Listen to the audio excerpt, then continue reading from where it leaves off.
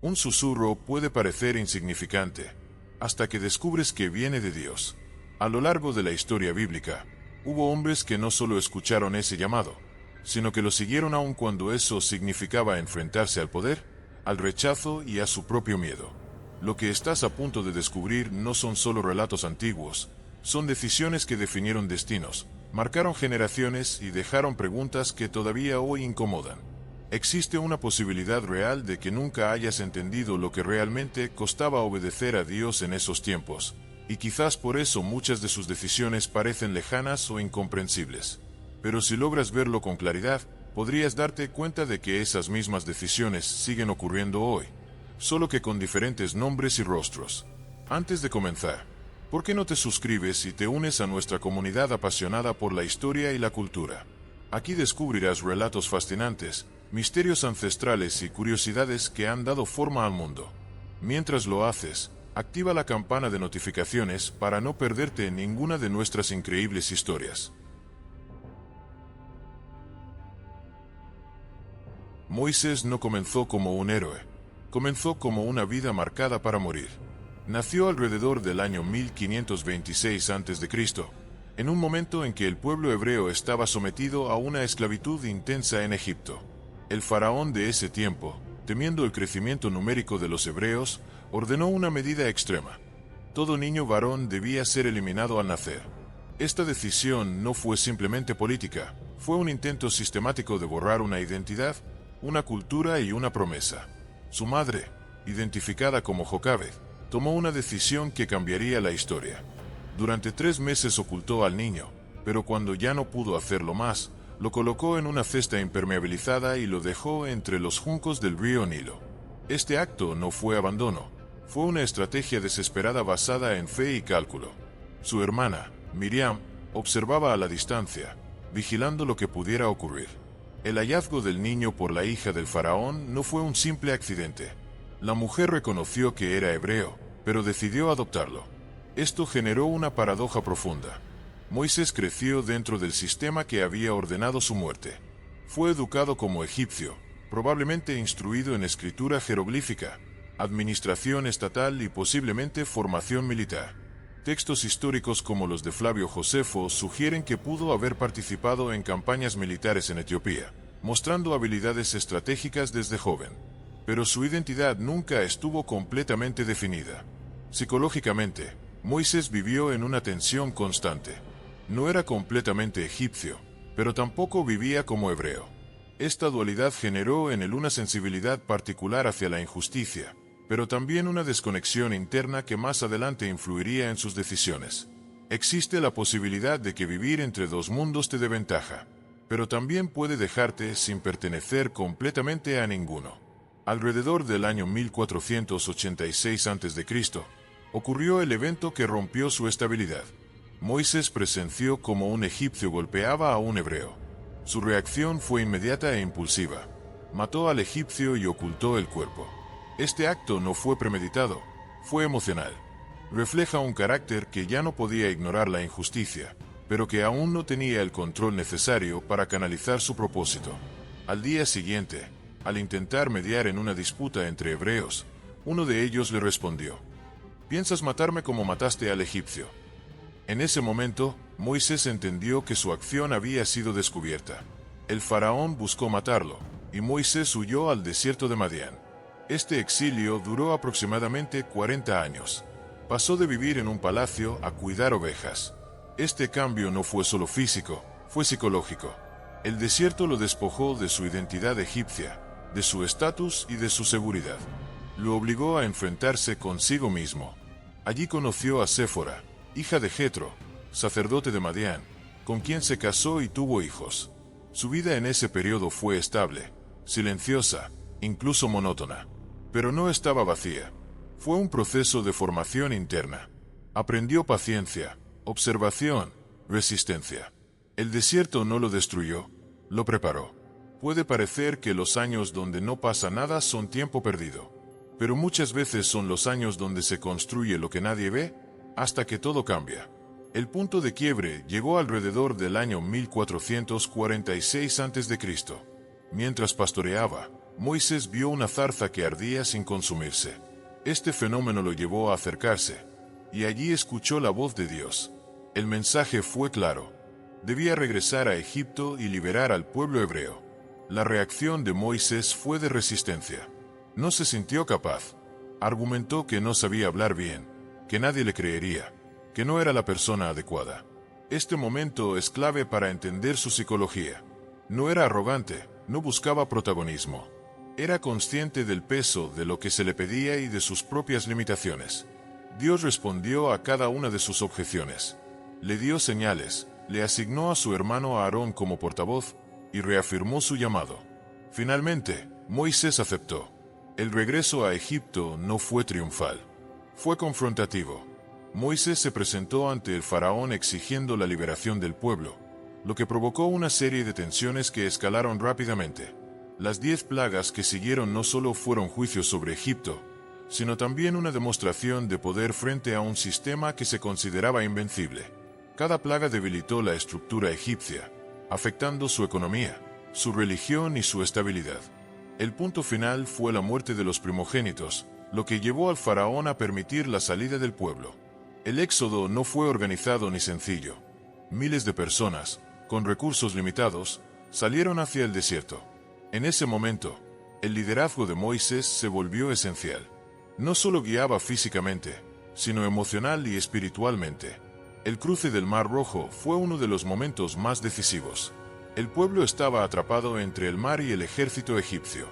La tensión era absoluta. Moisés extendió su mano, y el mar se abrió.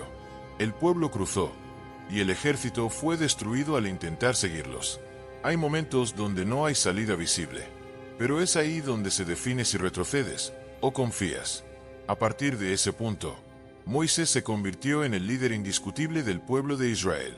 Sin embargo, su liderazgo estuvo lleno de desafíos. El pueblo se quejaba constantemente, dudaba, se rebelaba. Moisés actuaba como mediador entre Dios y una comunidad inestable. En el monte Sinaí, recibió los 10 mandamientos, estableciendo una base legal y moral para la nación. Este evento consolidó su rol no solo como líder, sino como legislador. Sin embargo, no todo fue estabilidad. Hubo crisis internas, como el episodio del becerro de oro, donde el pueblo cayó en idolatría. Moisés reaccionó con firmeza, destruyendo las tablas originales y confrontando directamente la situación. Su carácter combinaba firmeza y sensibilidad. Intercedía por el pueblo, incluso cuando éste fallaba repetidamente. En varias ocasiones, pidió a Dios que perdonara a Israel, incluso ofreciendo su propia vida en lugar de ellos. Liderar no siempre es mandar. Muchas veces es cargar con el peso de los errores de otros. Uno de los eventos más determinantes ocurrió cuando Moisés, en un momento de frustración, golpeó una roca para sacar agua en lugar de hablarle como se le había indicado. Este acto fue interpretado como desobediencia. La consecuencia fue clara. No entraría en la tierra prometida. Este momento revela una verdad dura. Incluso después de décadas de fidelidad, una decisión puede tener consecuencias permanentes. En sus últimos días, alrededor del año 1406 a.C., Moisés subió al monte Nebo. Desde allí pudo ver la tierra prometida. El texto bíblico describe su muerte como única. Murió con fuerza, con claridad, y fue enterrado en un lugar desconocido. No hay registros de una tumba, no hay monumento. Su legado no fue físico, fue histórico y espiritual.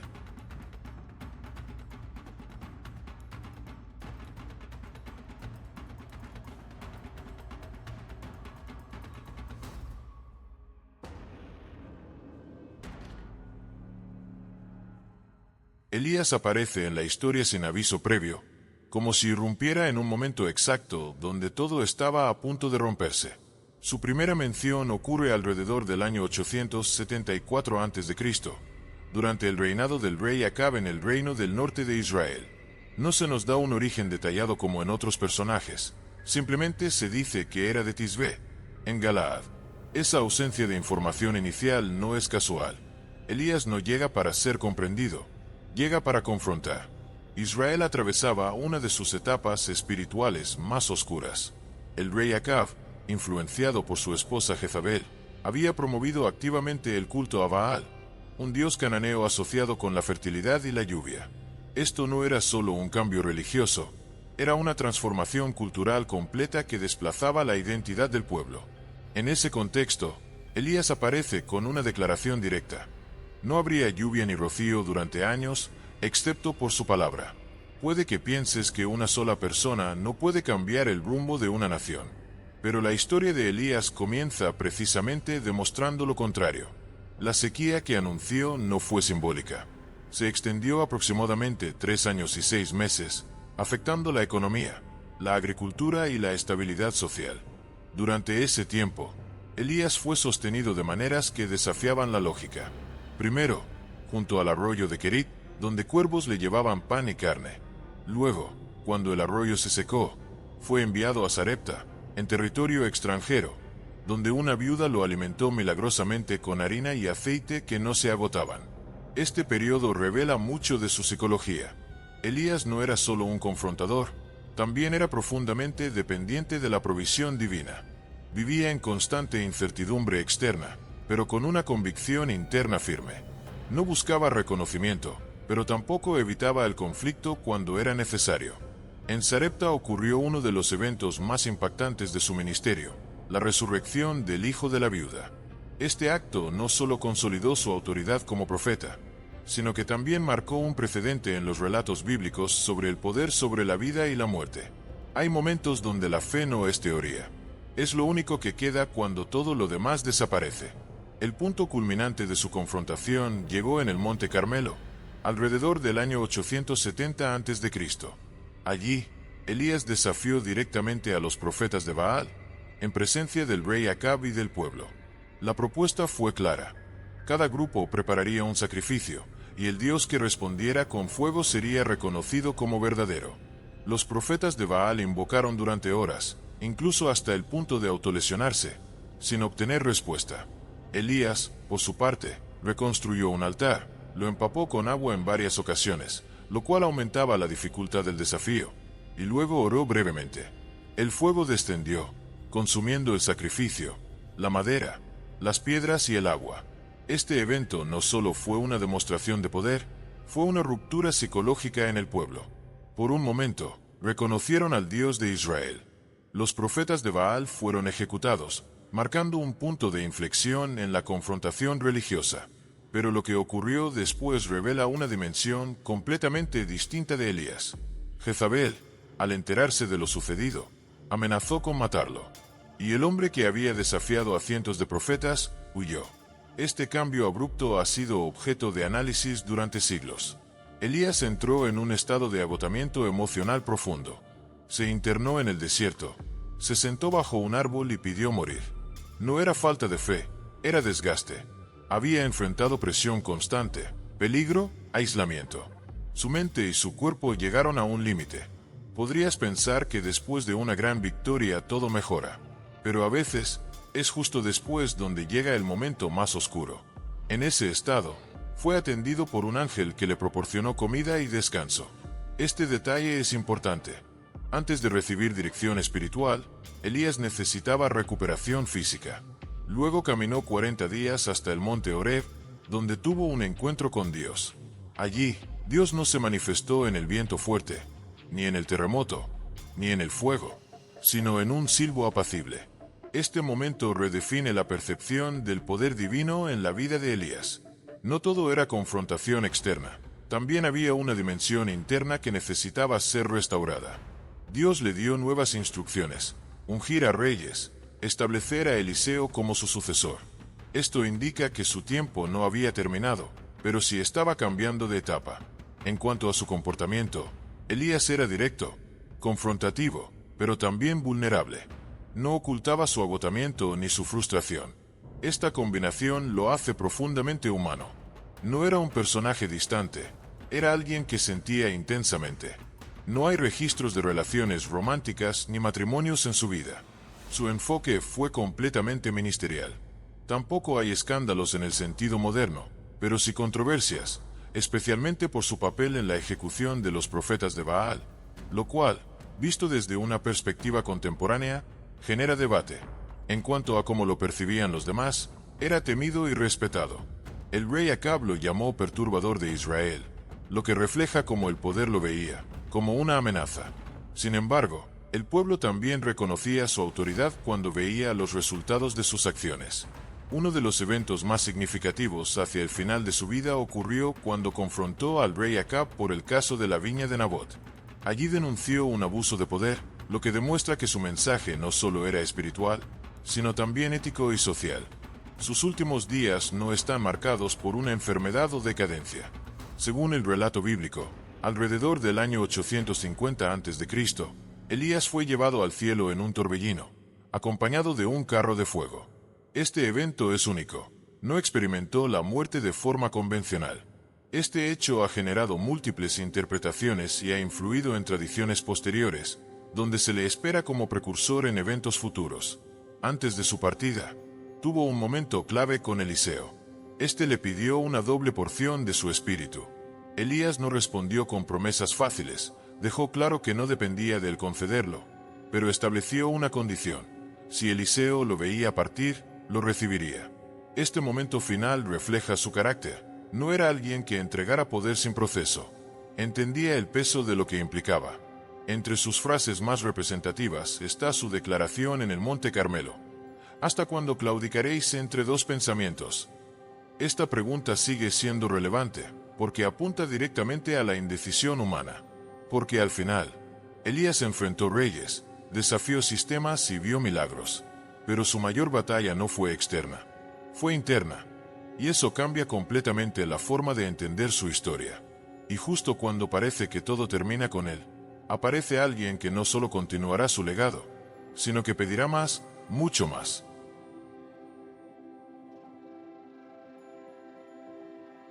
Eliseo no nació en un palacio ni apareció de forma repentina como Elías. Su historia comienza en lo cotidiano, en lo agrícola, en una vida aparentemente normal que no prometía grandeza visible. Nació aproximadamente en el siglo IX a.C., en Abel Mehola, una región fértil del Valle del Jordán. Su familia, según el contexto descrito, poseía tierras y recursos suficientes, lo que indica que no vivía en pobreza. Era un hombre de trabajo, disciplinado, acostumbrado al esfuerzo físico y a la estabilidad. Cuando aparece por primera vez en el relato, Eliseo está arando con 12 yuntas de bueyes, una señal clara de capacidad económica y estructura familiar sólida. No era un hombre buscando propósito, ya tenía una vida definida. Y precisamente por eso, lo que ocurre después tiene tanto peso. Elías se acerca a él y lanza su manto sobre sus hombros. No hay un discurso largo, no hay explicación detallada. Solo ese gesto simbólico que representaba transferencia de llamado. Eliseo entiende inmediatamente lo que significa. Pide despedirse de su familia, pero antes de seguir a Elías, hace algo que revela su psicología.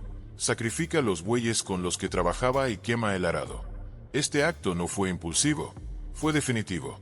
No dejó una puerta abierta para volver atrás.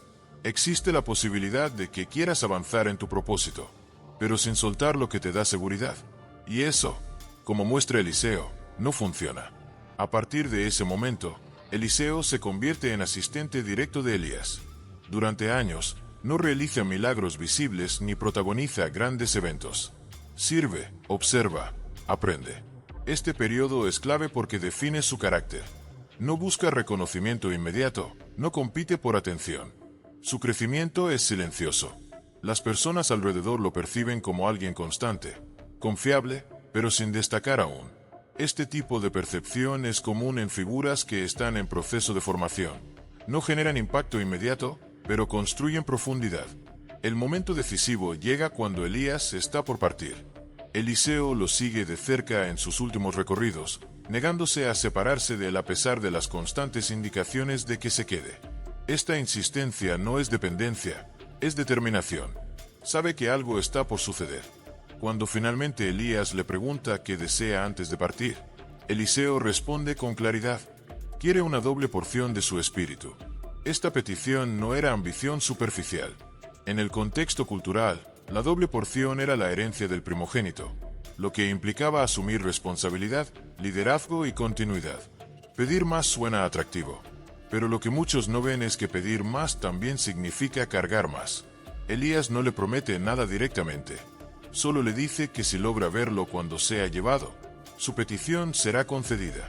Cuando el momento llega, alrededor del año 850 a.C., Eliseo presencia cómo Elías es llevado en un torbellino. Este evento no solo marca el final de una etapa, sino el inicio de otra completamente distinta. Eliseo recoge el manto de Elías y regresa al río Jordán. Golpea las aguas, y éstas se abren, replicando el mismo milagro que había hecho su maestro.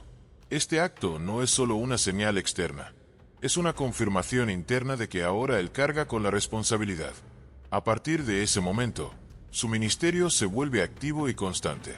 A diferencia de Elías, cuya vida estuvo marcada por confrontaciones directas y eventos intensos, Eliseo desarrolla un estilo diferente, más cercano, más práctico, más involucrado en la vida cotidiana del pueblo. Uno de sus primeros milagros fue purificar las aguas de Jericó, que eran dañinas para la tierra y la salud.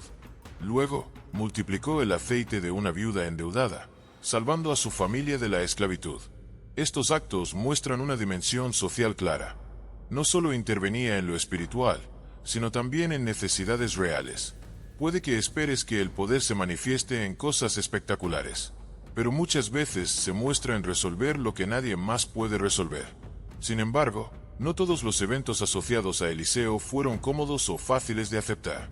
En un episodio registrado, un grupo de jóvenes se burló de él llamándolo calvo. Eliseo pronunció una maldición, y 2 osas salieron del bosque y atacaron a 42 de ellos. Este evento ha generado debate durante siglos, especialmente desde una perspectiva moderna, porque muestra una respuesta severa ante una provocación. Este tipo de situaciones reflejan que Eliseo no era una figura idealizada sin matices. Tenía autoridad, pero también actuaba con firmeza en contextos culturales donde el respeto a la autoridad espiritual era considerado fundamental.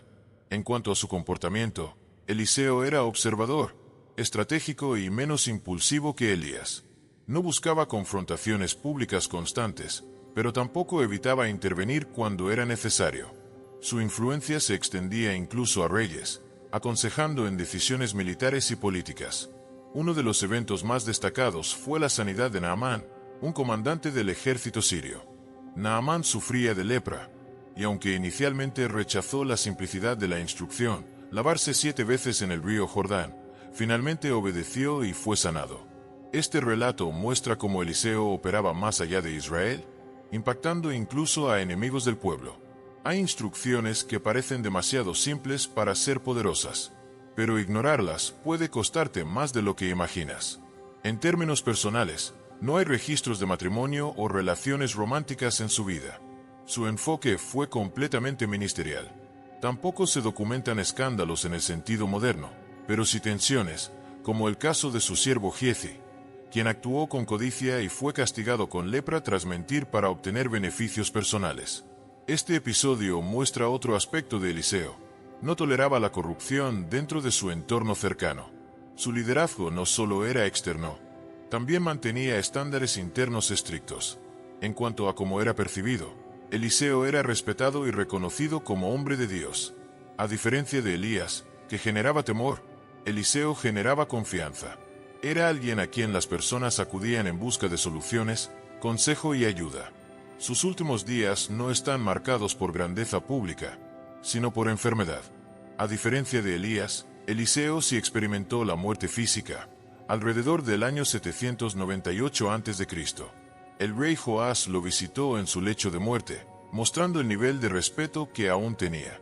En ese encuentro final, Eliseo realizó un acto simbólico con flechas, representando victorias futuras de Israel. Incluso en su estado debilitado, seguía cumpliendo su función. Después de su muerte, ocurrió un evento que ha sido objeto de análisis durante siglos. Un hombre muerto fue arrojado en su tumba, y al tocar los huesos de Eliseo, volvió a la vida. Este hecho, registrado en el texto bíblico, es único y refuerza la percepción de que su influencia trascendía incluso su vida.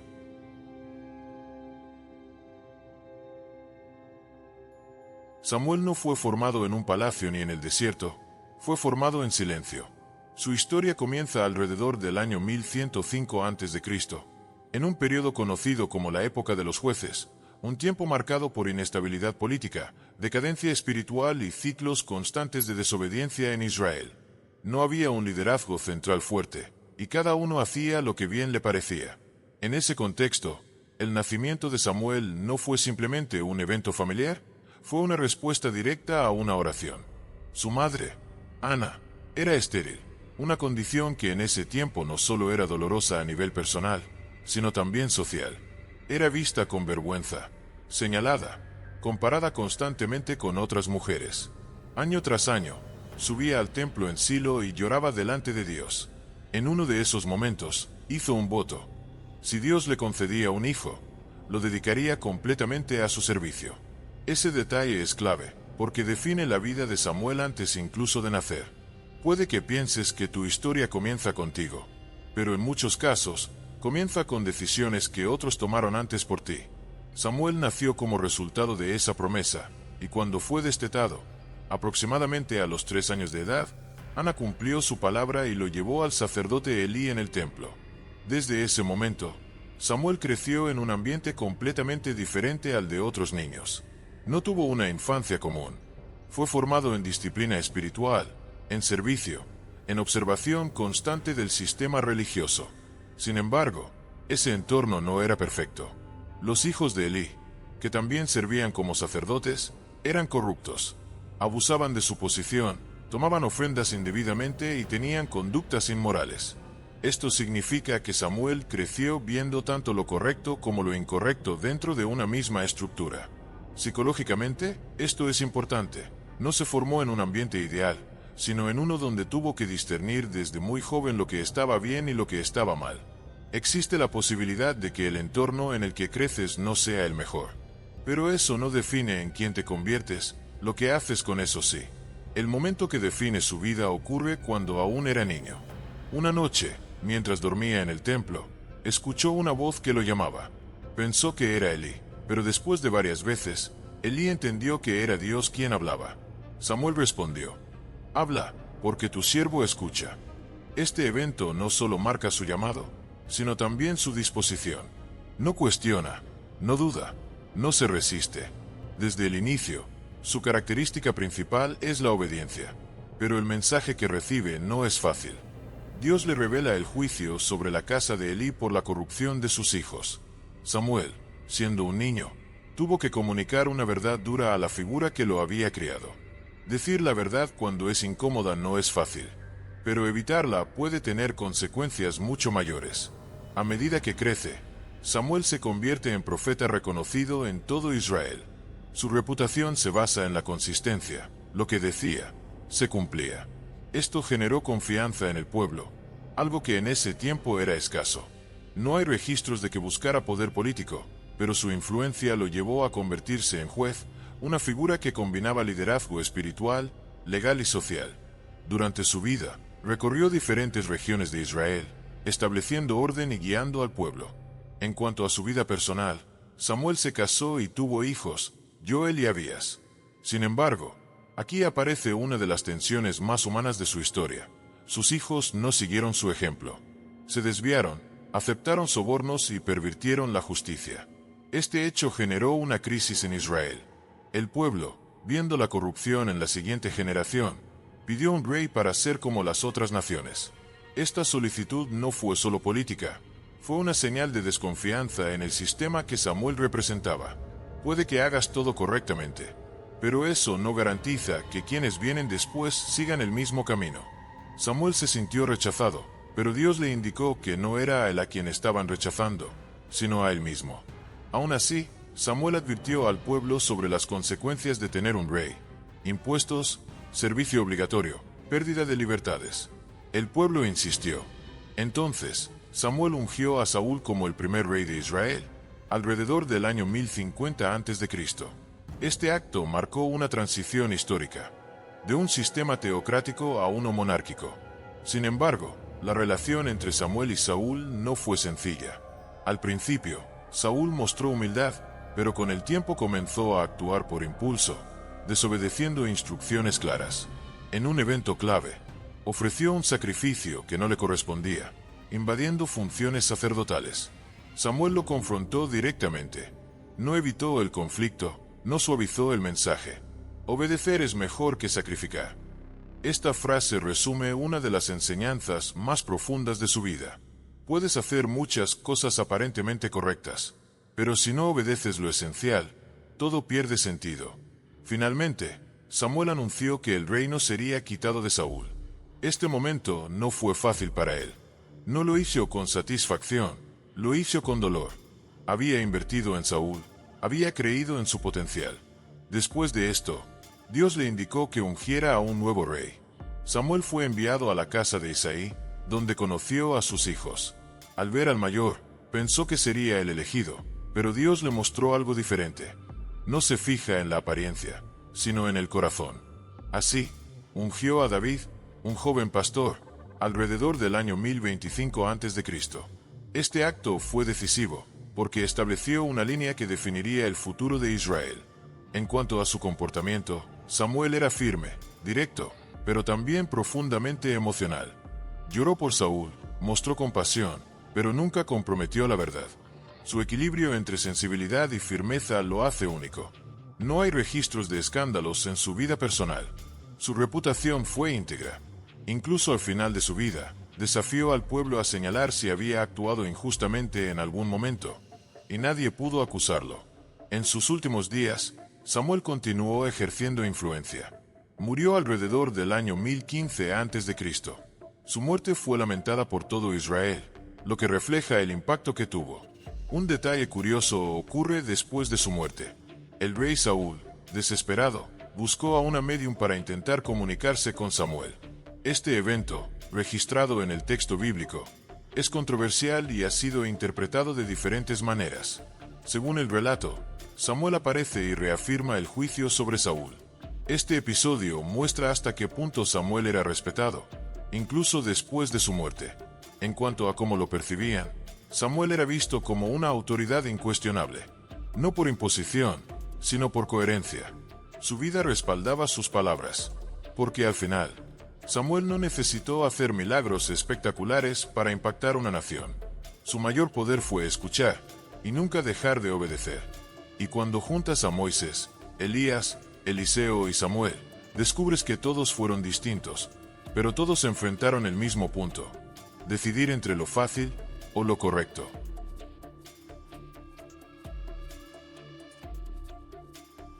Cuatro vidas, cuatro caminos completamente distintos, pero una misma realidad que atraviesa cada historia.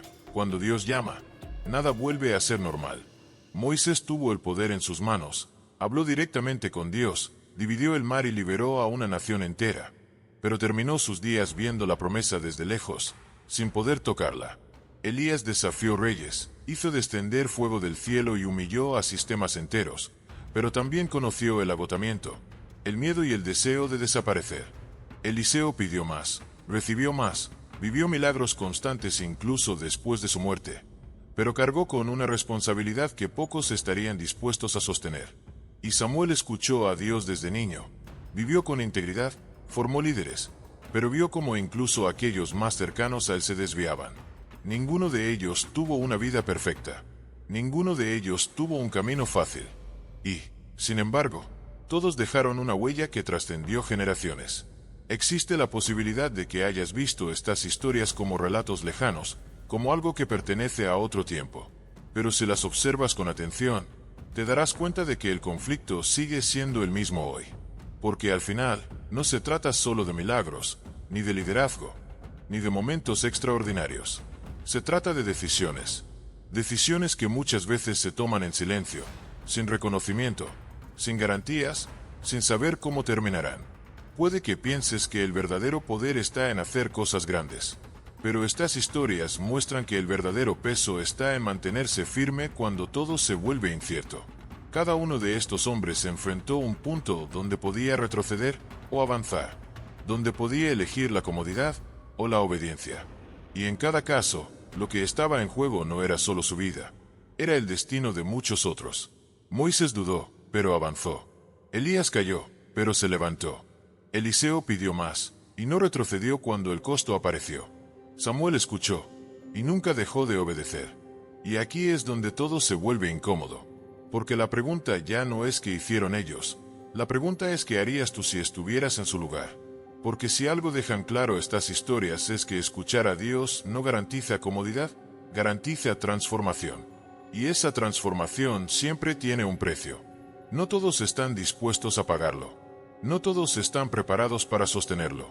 Pero aquellos que lo hacen, cambian la historia. Y ahora que conoces lo que realmente vivieron, lo que realmente enfrentaron, la tensión no desaparece, aumenta. Porque en el fondo, hay algo que no puedes ignorar.